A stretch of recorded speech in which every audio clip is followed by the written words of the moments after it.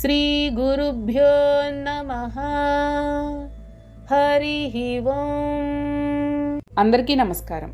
తమోపహ ఇది అమ్మవారి 4 అక్షరాల నామం. ఇది 361వ నామం. ఈ నామంతో అమ్మవారికి నమస్కారం చేసేటప్పుడు తమోపహాయ నమః అని చెప్పాలి. తమస్ అనే పదాన్ని అపహ అనే పదాన్ని కలిపితే చీకటిని పోగొట్టున్నది అని, అజ్ఞానమును పోగొట్టున్నది అని అర్థాలు వస్తాయి. తమస్సు అంటే చీకటి. ప్రళయంలో ప్రపంచమంతా చైతన్యరహితమై కారు చీకట్లో నిండు నిద్రలో ఉన్నట్లుంటుంది. అటువంటి చీకటి వంటి స్థితిలోని ప్రళయం నుండి చైతన్యవంతమైన సృష్టిని, రాత్రి నుండి సూర్యోదయమైనట్లు రప్పిస్తుంది. కాబట్టి అమ్మవారు తమోపహ. తమస్సు అంటే మరొక అర్థం అజ్ఞానం. అవిద్యను, అజ్ఞానుల అజ్ఞానాన్ని పోగొట్టి బ్రహ్మజ్ఞానాన్ని చేకూరుస్తుంది. అర్థం కాని విషయం పట్ల అవగాహన కలిగేలా చేస్తుంది. కాబట్టి అమ్మవారు తమోపహ. మొత్తానికి ఈ నామానికి ఈ రకంగా అర్థాలు చెప్పుకోవచ్చు.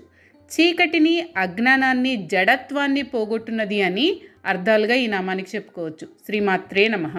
చితిహి ఇది అమ్మవారి 2 అక్షరాల నామం. ఇది 362వ నామం.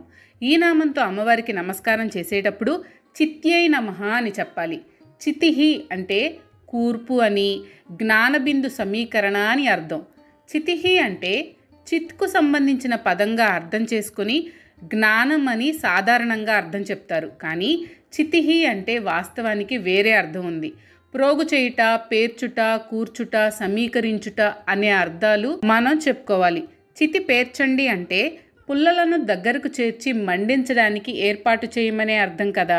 అప్పుడు చితి అంటే దగ్గరకు కూర్చడం లేదా సమీకరించడం అనే అర్థం వస్తుంది. అయితే అమ్మవారు వేటిని సమీకరిస్తుంది అంటే వ్యక్తి మెదడులోని జ్ఞాన సంబంధమైన బిందువులను ఒక చోటకు చేర్చి జ్ఞానాన్ని కలుగజేస్తుంది.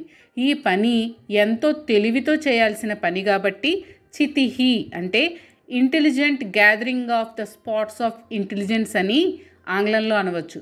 ఈ నామానికి తెలుగులో జ్ఞాన బిందువులను తెలివిగా ఒక చోటకు సమీకరించున్నది అని అర్థం చెప్పుకోవాలి, లేదా జ్ఞాన బిందు సంచయకారిణి అని అర్థం చెప్పుకోవాలి. శ్రీమాత్రే నమః. తత్పద లక్ష్యార్థ ఇది అమ్మవారి 6 అక్షరాల నామం. ఇది 363వ నామం. ఈ నామంతో అమ్మవారికి నమస్కారం చేసేటప్పుడు తత్పద లక్ష్యార్థాయ నమః అని చెప్పాలి. తత్పద అంటే తత్పదముచే నిర్దేశింపబడు అని అర్థం. లక్ష్యార్థ అంటే లక్ష్యము యొక్క ప్రయోజనముగానున్నది అని అర్థం. తత్పదం చేత నిర్దేశింపబడేది విశ్వానికే మూల కారణమైన పరబ్రహ్మ. అమ్మవారు పరబ్రహ్మ స్వరూపిణి కాబట్టి తత్పద లక్ష్యానికి ప్రయోజనం అమ్మవారే అవుతుంది.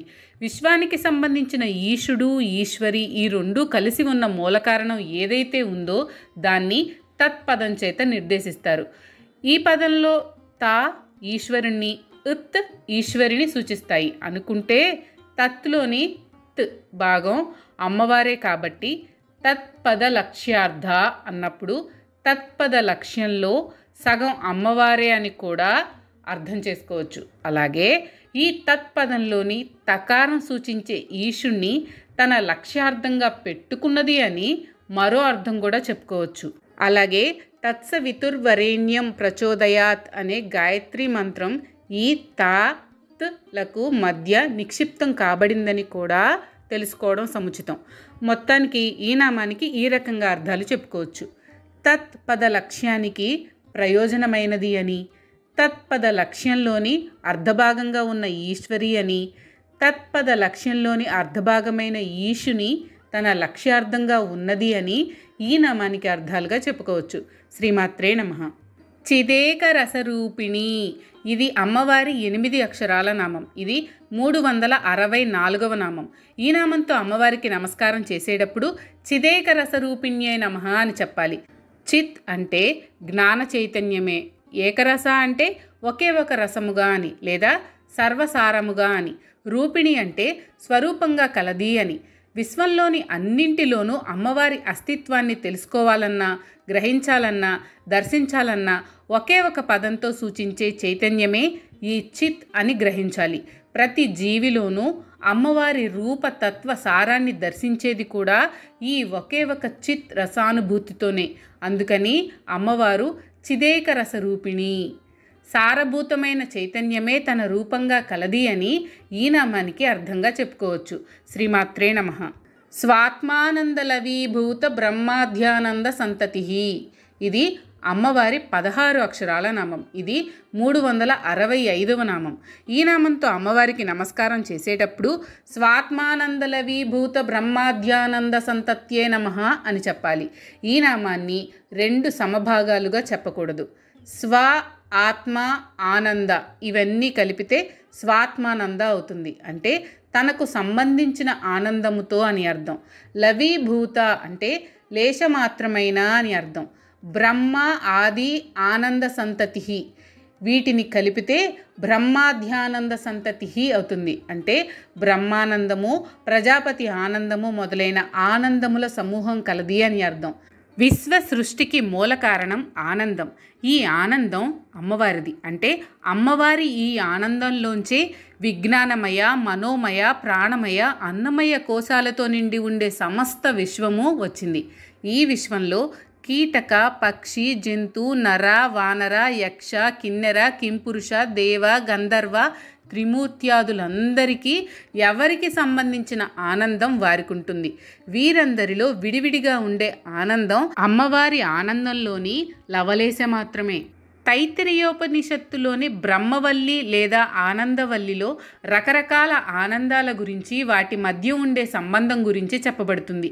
యువకుడు, సాధుత్వము కలవాడు, వేదాధ్యయనం చేయువాడు, శిష్టాచార సంపన్నుడు, దృఢవంతుడు, బలవంతుడు, కోర్కెలు తీరి ఈ భూమిని పాలించువాడు అయిన ఒక మనుష్యుని ఆనందాన్ని మానుషానందము అంటారు.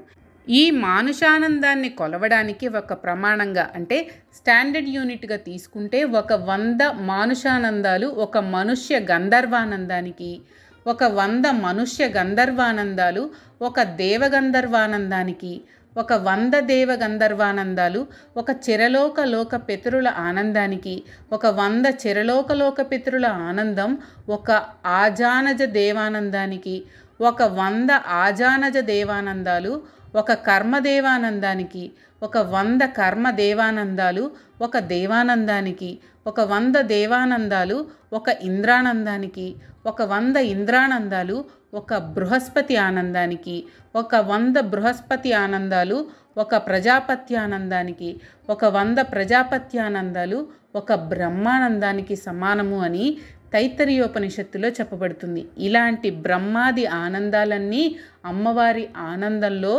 లేశ మాత్రమే అని ఈ నామం తెలుపుతుంది. అంటే అమ్మవారి ఆనందం సముద్రం లాంటిదైతే ఆ సముద్రంలో మిగిలిన బ్రహ్మాధ్యానందాలు బిందువుల్లాంటివన్నమాట. మొత్తం మీద ఈ నామానికి ఈ రకంగా అర్థాలు చెప్పుకోవచ్చు. తన ఆనందంలో లవలేశ మాత్రమే అయిన బ్రహ్మాధ్యానందములు కలిగినది అని ఈ నామానికి అర్థంగా చెప్పుకోవచ్చు. శ్రీమాత్రే నమః. మీకు కనుక ఈ వీడియో నచ్చినట్లయితే లైక్ చేయండి. అలాగే మీ ఫ్యామిలీ అండ్ ఫ్రెండ్స్కి షేర్ చేయండి. ఛానల్లో కొత్త నోటిఫికేషన్స్ కోసం సబ్స్క్రైబ్ చేయండి. అలాగే పక్కనే ఉన్న బెల్ ఐకాన్ని ట్యాప్ చేయండి.